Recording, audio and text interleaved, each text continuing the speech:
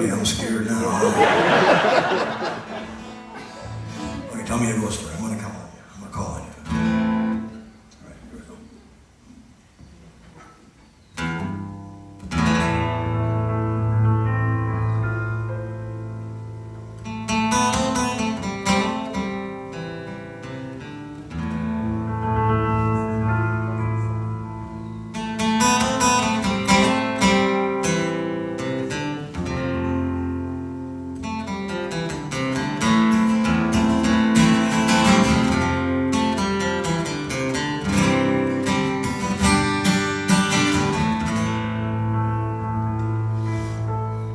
Tell me a ghost story tonight, my darling.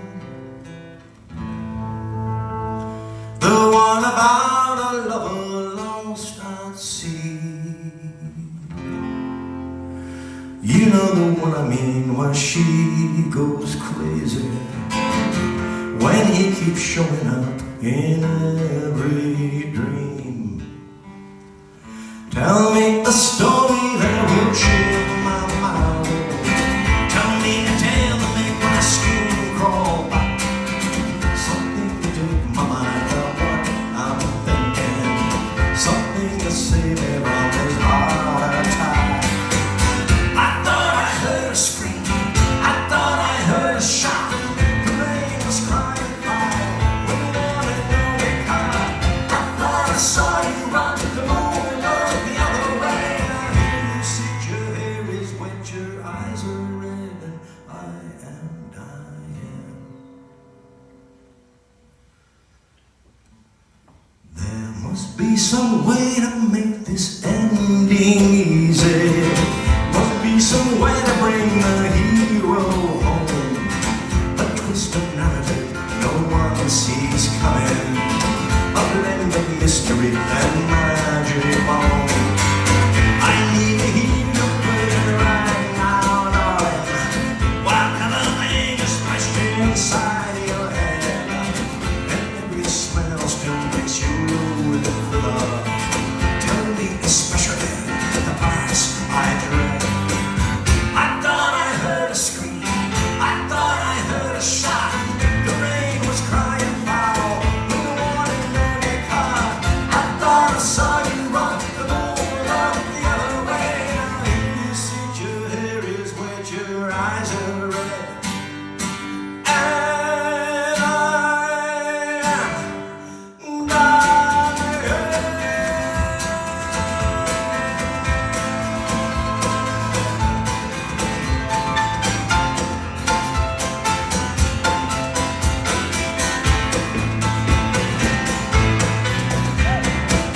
I thought I heard a scream.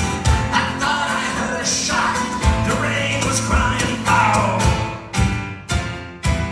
I thought I saw you run the moon right the other way. Now here you sit, your hair is wet, your eyes are red, and I am dying.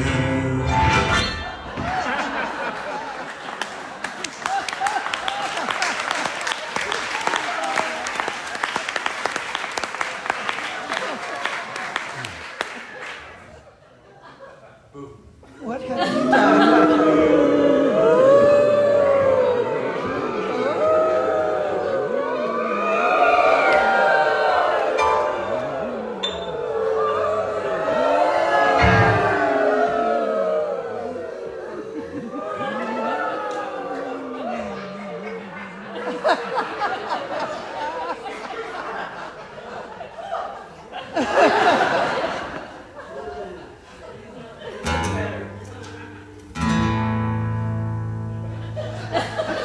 Tell me a ghost story tonight, my darling.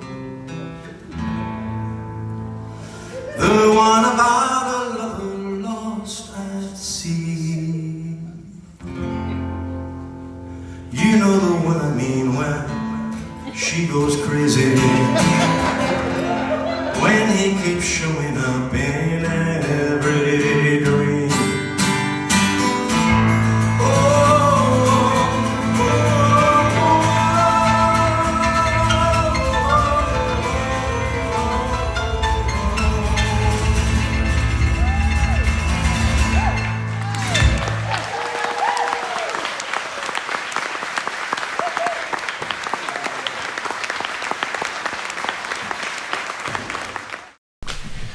Ladies and gentlemen, thanks for tuning in to the Whiskey Wednesday show. Tonight I'm sitting here with, well, it's actually Saturday morning. Early Saturday morning. Mr. Lennie Gallant played at West Bend last night here in town, and it was a spectacular show. Oh, thank you. Lennie, for those of you who know him, of course you know him, and for those of you who don't, Lennie Coast is a East Coast songwriter. You've all heard me talking about Ron Hynes every show, of course.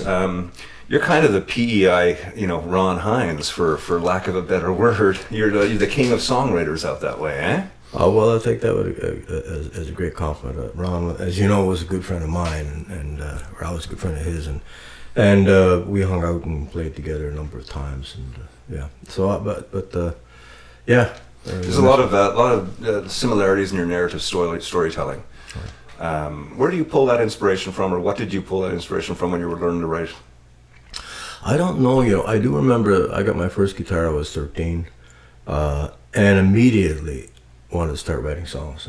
Before I even know 3 chords on it, I think I started writing songs, and I don't really know why, except that my uncle was a big fan of singer-songwriters. He used to have a record collection in his bedroom, and I'd go up to my grandma's house after school and get into his collection and play these albums, these LPs.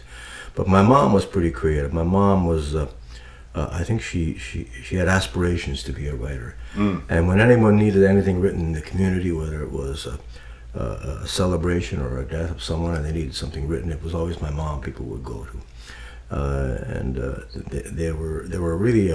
They had a really fun little gang, my parents. They hung out with about 6 or 8 people all the time, and they put together these shows, the skits and comedy things that my mom would write. And they go around to all these, they were the original small hall festival, go around to all these small halls, do concerts to raise money for somebody who might need help in some way. And as soon as I knew 3 chords on the guitar, I was enlisted. You were part of it, yeah. I was part of the show, so yeah. Wow, so you come by it honestly, the family tradition lives on, so to speak. From your uncle's LP collection through your mom's art. Yeah, in a way. I mean, Mom and Dad weren't terribly musical, although Mom played. She was a pretty good piano player for just sing-alongs and stuff like that. Now, last time I saw you was at the ECMA Awards. I'm thinking it was 6 or 8 years ago, and I think you were just on your first launch of the theater show. Searching for Abigail. Searching for Abigail. Yeah. And that was a combination of your music with your sister's artwork? My sister is a fabulous artist, super well known, especially on Prince Edward Island. Her work sells like crazy, and she's been lauded in many different ways. But if you want to check her out, KarenGallant.com. And I love her dearly, and I put together a show in collaboration with the Confederation Center.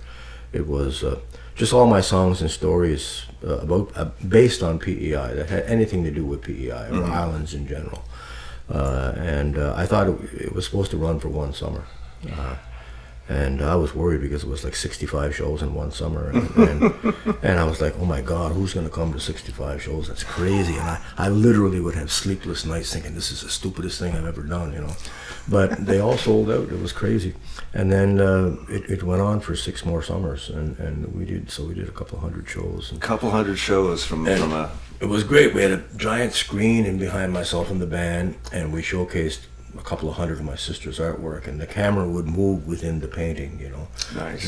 during the songs, and it seemed to really touch a chord. Abigail is the original Mi'kmaq name for Prince Edward Island, and it means something like cradle on the waves or something like that. And we had my friend Mi'kmaq singer Hebert Francis performed a couple of songs with us in the show. Wow. What a great little gift to come out sort of midway, through this career of making albums and being a traveling troubadour to suddenly settle roots in your home province and become like a national institution for PEI for a couple summers. Well, that's fantastic. Congratulations on that thanks. one. Yeah, that's really cool. Yeah. The album, by the way, we did a live album, and you can hear it on Spotify. It's a double album of all the songs. None of the stories are there, but all the songs are there. Was there any video of it? Is there any intention of releasing a DVD? I want to do that, and we did film bits and pieces of it. It's a long story as to why we didn't do a proper one, but I think I have enough now to piece together a proper video. That'd be very cool. And you can see bits and pieces of it on my Facebook. Yeah. Lennie Gallant Facebook. Excellent.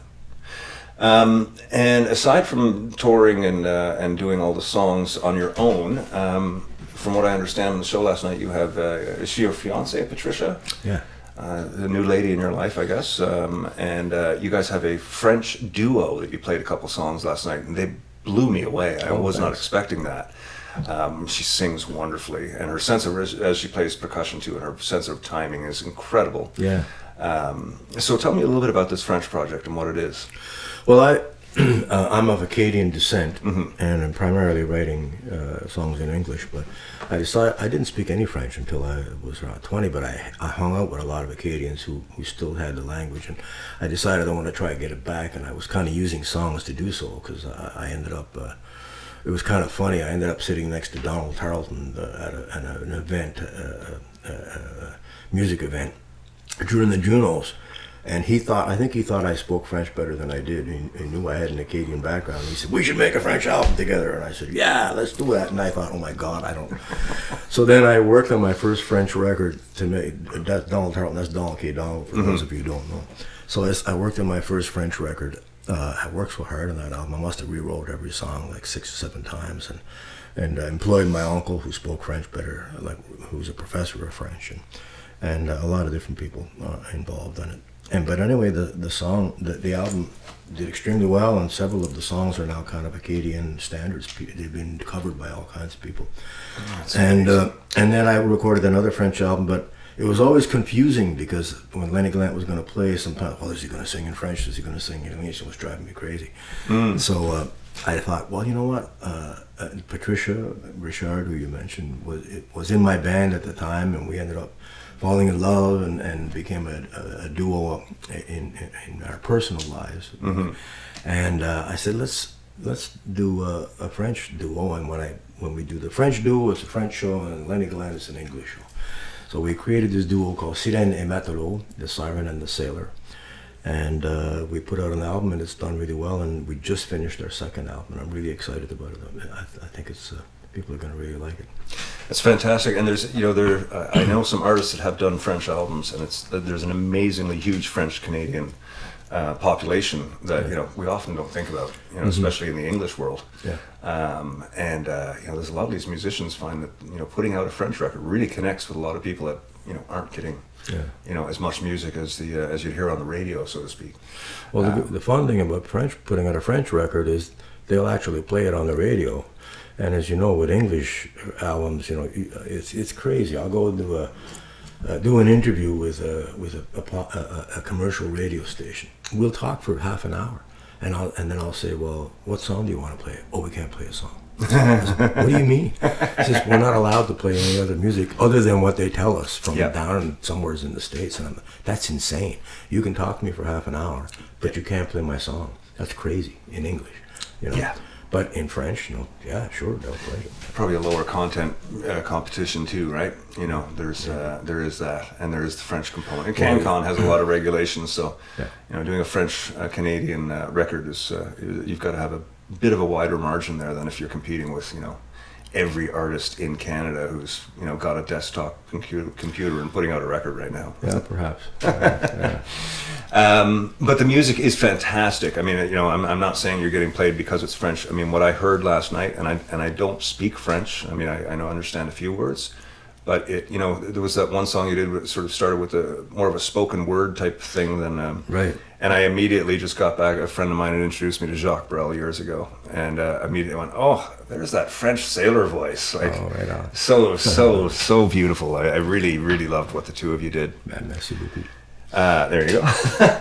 And also, recently you've hooked up with somebody whom I'm assuming is one of your idols. I know that I wouldn't know how to deal with that, but Mr. Jimmy Buffett has reached out to you. He has covered one of your tunes, right? Yeah, about 10 or 12 years ago, I got a call from his people, and they said that he wanted to record one of my songs. And apparently a friend of mine was from PEI ended up being a cook on his boat and was playing my music in the galley, and he heard it and was taken by it, and the next thing I know, he's recording one of my songs, and that's pretty cool. That's fantastic. And now he's reached out and sort of asked you for a favor, right?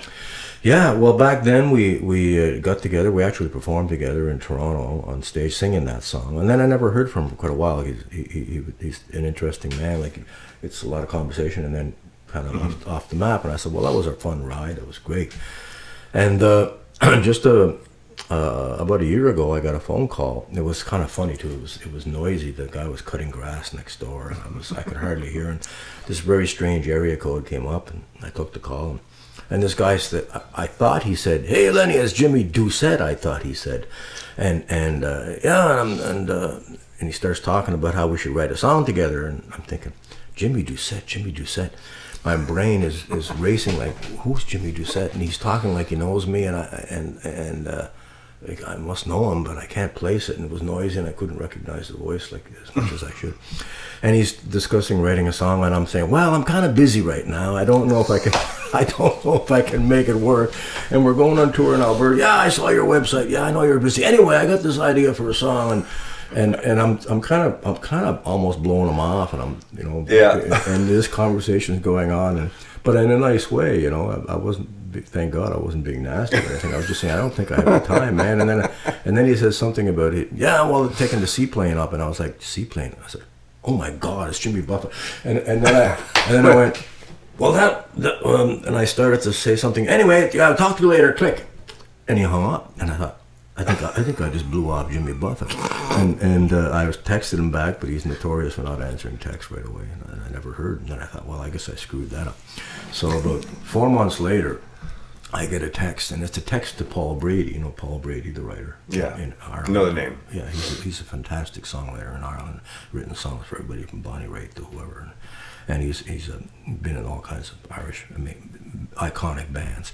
Anyway, he's texting Paul Brady and CCing me on it, and he's saying, "Hey Paul, Lennie Gallant and I are writing a song. You want to get in on it?" And I'm like, okay, all right, it's happening, and so I ended up co-writing the song with a couple of writers. Paul wasn't on it though; he had hurt his hand, so he's not on it. But it's a song that has a lot of East Coast reference, and I think people are going to be blown away by it. It's a fun song.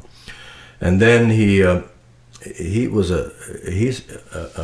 a place in St. Bart's in the Caribbean, and it was kind of funny because I have a history in St. Bart's because. Quite a number of years ago, my friend Tom has a 47-foot wooden-built schooner out of Lunenburg.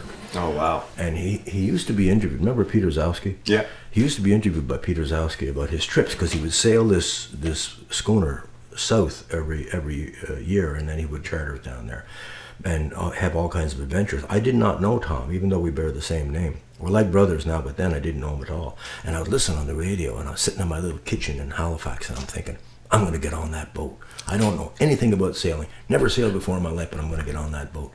And so I saw him at a folk festival because he's a songwriter too, and a good songwriter. You should check out his music. Anyway, I said, I want to see your boat. So I went down there with a bottle of rum thinking I'll get him drunk enough that he'll take me sailing so I know zip about sailing. And he pulled out a bottle of rum thinking I'll get this guy drunk because he doesn't know how scared he should be about sailing the North Atlantic in the month of November. And we had a meeting in the mines, and I ended up doing that trip twice with him, and it was pretty wild. It was North Atlantic in November is no picnic. No. We broke a mast in one storm, and we were surfing down 40-foot walls of water in another one. It was crazy.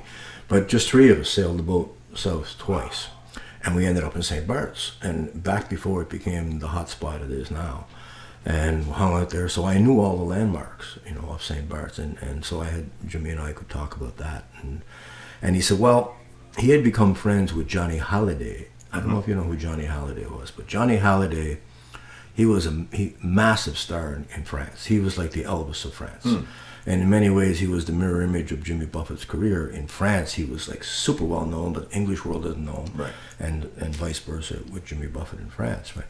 But Jimmy and him became super good friends in St. Bart's, and then he passed, and Jimmy wanted to write a song about him. And because I knew St. Bart's and everything else, and so he asked me to help. And so we ended up writing a song about Johnny Hallyday, which I really like as well, and it's going to be on his new album. Wow, that's working with an idol like that. That's it was fun. Yeah. It was fun, man. And how is it working in the machine of Jimmy Buffett? I mean, is everything taken care of? It's a well-polished running machine, or is he kind of one of those more artistic, sort of flaky guys where it's all just kind of happens organically? Or Well, he's got Mac McAnally running the music ship, I think, and he was producing it, and he's the album. I've heard the whole album, and it's stellar. it's stellar, yeah. And he's got a song on there with Paul McCartney, and he calls me up and says, yeah, well, I was having dinner with Paul McCartney the other night, and he ended up writing this song about gummies. I'm like, shit, it's a fun song, man. I'm thinking Paul McCartney. Jeez, and so yeah, it was pretty crazy. That's fantastic. Yeah.